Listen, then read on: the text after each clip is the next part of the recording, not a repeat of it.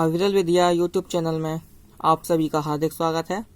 आज हम संस्कृत स्वयं शिक्षक का पाठ 2 पढ़ेंगे। देखते हैं, कुछ शब्द पढ़ लेते हैं पहले।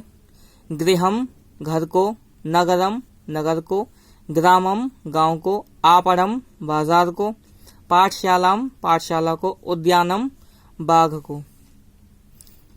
ये जो इनके रूप हैं, ये द्वितीय विभक्ति एक वचन के रूप हैं। हर शब्द के संस्कृत में रूप होते हैं।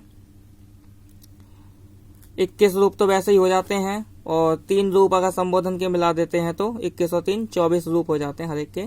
तो ये उसमें द्वितीय विभक्ति एक वचन का रूप है। अभी हम उस पर ज्यादा ध्यान नहीं देंगे। सामान्यतः यही समझ लेते हैं कि गृहम का मतलब घर को। गृहम का मतलब घर भी होता है, लेकिन यहाँ जो प्रयोग किया जाएगा वह गृहम का मतलब घर को, यहाँ क्रिया के साथ प्रयोग किया जाएगा। त्वम के साथ में सी वाला आता है, अहम के साथ में मी वाली क्रिया लगी हुई आती है, और बाकी सबके साथ में एक वचन के साथ में ति, जैसे गच्छसि। ठीक है, पढ़ते हैं। त्वम कुत्र गच्छसि, तू कहाँ जाता है। अहम गृहम गच्छामि, मैं घर को जाता हूँ। सह कुत्र गच्छति, वह कहाँ जाता है। सह ग्रामम गच्छति, वह गांव को जाता है। त्वम पाठशालाम गच्छसि किम, तू पाठशाला को जाता है क्या। सह उद्यानम गच्छति किम, वह बाग को जाता है क्या। किम सह ग्रामम गच्छति, क्या वह गांव को जाता है। किम त्वम आपणम गच्छसि, पिछले वीडियो में इसका नियम बताया था कि हलंत मा के बाद में अगर कोई भी स्वर आएगा तो हलंत मा वैसा ही रहेगा। अन्यथा आप यहाँ पर देख ही रहे हैं कि ये जो उद्यानम था, यहाँ उद्यानम इस तरह से अनुस्वार के रूप में लिखा गया है। किम त्वम आपणम गच्छसि, क्या तू बाजार को जाता है। यत्र त्वम गच्छसि, जहाँ तू जाता है। तत्र अहम गच्छामि, वहाँ मैं जाता हूँ। यत्र सह गच्छति, जहाँ वह जाता है। तत्र त्वम गच्छसि किम, वहाँ तू जाता है क्या। दोस्तों, ये यत्र तत्र अत्र वगैरह जो है, ये हमने पिछली वीडियो में हम इसको पढ़ चुके हैं। अब आगे पढ़ते हैं कुछ शब्दों को। यदा जब, कदा कब, सदा सदा या हमेशा, सर्वदा सदा हमेशा, सदैव हमेशा या हमेशा ही, तदा का तब। ठीक है, अब कुछ वाक्य दिए गए हैं, उन्हें पढ़ते हैं। कदा सह नगरम गच्छति, कब वह नगर को जाता है। यदा सह ग्रामम गच्छति, जब वह गांव को जाता है। अहम सदैव पाठशालाम गच्छामि, मैं हमेशा पाठशाला जाता हूँ। सह सर्वदा उद्यानम गच्छति, वह सदा बाग को जाता है। किम त्वम सदा आपणम गच्छसि, क्या तू हमेशा बाजार जाता है। अहम सदैव नगरम गच्छामि, मैं हमेशा नगर को जाता हूँ, या मैं हमेशा ही नगर को जाता हूँ। यदा त्वम ग्रामम गच्छसि, जब तू गांव को जाता है। तदा हम उद्यानम गच्छामि, देखो यहाँ पर तदा और अहम को मिला दिया गया है। देखते हैं क्या किया गया है इनके द्वारा। ये तदा शब्द है, इसमें अहम को मिला दिया, तो ये इस प्रकार बना है। यहाँ इन्होंने संधि करके ये शब्द दे दिए हैं। अभी संधि के बारे में बताया नहीं है, आगे आने वाले अभ्यासों में आपको ये बता दे। ये पुस्तक के जो लेखक हैं उन्होंने आगे इसके बारे में लिखा है, तो अभी हम ज्यादा वो नहीं डालते, बस ये देख लेते हैं कि ये कैसे आया। तो तदा को और अहम को जब हम जोड़ देंगे तो ये एस का सा निशान आ जाएगा, और ये पढ़ा जाएगा तदाहम, यानी कि दा को थोड़ा जोर से बोलना है, तदाहम।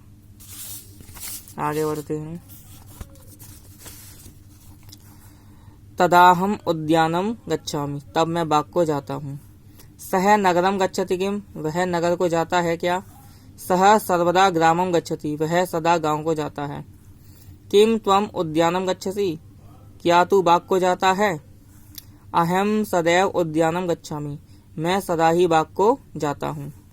त्वम कुत्र गच्छसि, तू कहाँ जाता है। त्वम कदा गच्छसि, तू कब जाता है। सह सदैव गच्छति, वह हमेशा ही जाता है। देखो अब इन्होंने सदैव का मतलब क्या लिखा है, हमेशा ही। तो सदैव का मतलब क्या होता है, हमेशा या हमेशा ही। आइए दोस्तों, अब इसमें न और नहीं लगा करके भी हम वाक्य बना सकते हैं, वह नकारात्मक वाक्य हो जाते हैं। बनाते हैं दोस्तों।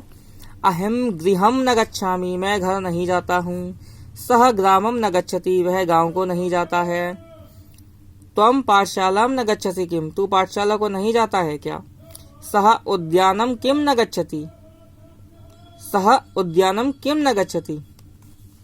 तो देखो अभी तक ये जो बना रहे थे वो शब्द की एज इट इज हिंदी लिख रहे थे, लेकिन अब इन्होंने क्या किया है कि अब ये धीरे धीरे सुधार करना शुरू कर देंगे।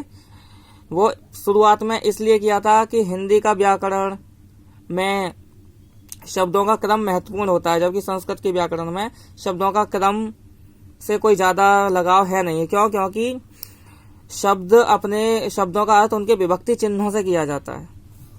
सह उद्यानम किम न गच्छति, क्या वह बाग को नहीं जाता। किम सह ग्रामम न गच्छति, क्या वह गांव को नहीं जाता। देखिए मित्र, यहाँ पर इन्होंने जो कहा है ना कि सह उद्यानम किम न गच्छति, तो इसका यह भी अर्थ हो सकता है कि वह बाग को क्यों नहीं जाता, वह बाग को क्यों नहीं जाता। क्यों? क्योंकि किम का प्रयोग कभी कभी हम क्यों के लिए भी कर लेते हैं।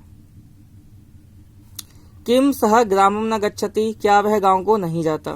किम त्वम आपणम न गच्छसि, क्या तू बाजार नहीं जाता। तत्र त्वम किम न गच्छसि, वहां तू क्यों नहीं जाता। अब देखो यहाँ पर इन्होंने किम का प्रयोग क्यों के लिए भी किया है, जबकि होता है ये क्या, तो किम का प्रयोग हम क्यों के लिए भी कर सकते हैं। तो तत्र त्वम किम न गच्छसि, वहां तू क्यों नहीं जाता। और अगर आप इस चीज से बचना चाहें कि आप बिल्कुल ही स्पष्ट करना चाहें कि किम क्यों के लिए क्या लगाना है, तो उसके लिए एक शब्द है किमर्थम। किमर्थम शब्द का प्रयोग हम क्यों के लिए करते हैं संस्कृत में, और इसके दो मीनिंग होते हैं, क्यों और किस लिए।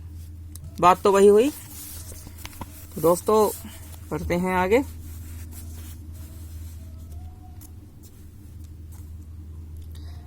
तत्र त्वम किम न गच्छसि, वहां तू क्यों नहीं जाता। यदा सह ग्रामम न गच्छति, जब वह गांव को नहीं जाता। कह सदा उद्यानम न गच्छति, कौन हमेशा बाग को नहीं जाता।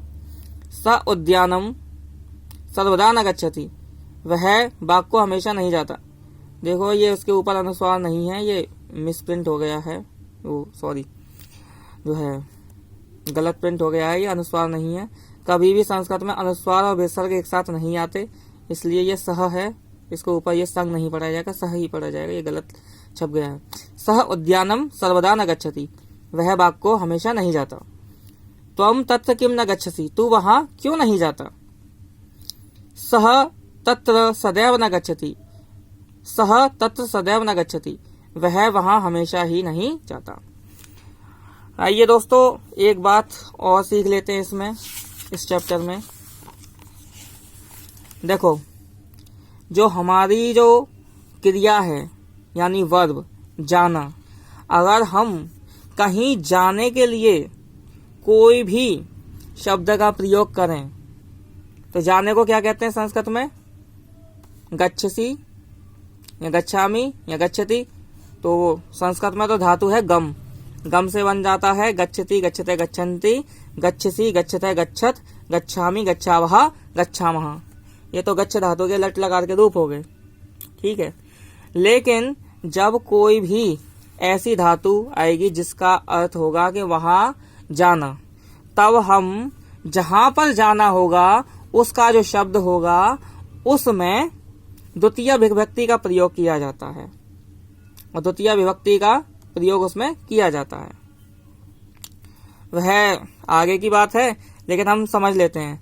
और हम अपने आप भी वाक्य बना सकते हैं कुछ, जैसे कि मैं कह सकता हूं कि अहम कार्यालयम गच्छामि, अहम मंदिरम गच्छामि, सह मंदिरम गच्छति, त्वम विद्यालयम गच्छसि।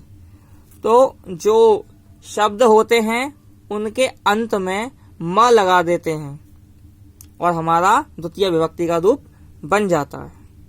ठीक है मित्रों, आज के सबक में, आज के पाठ में इतना ही।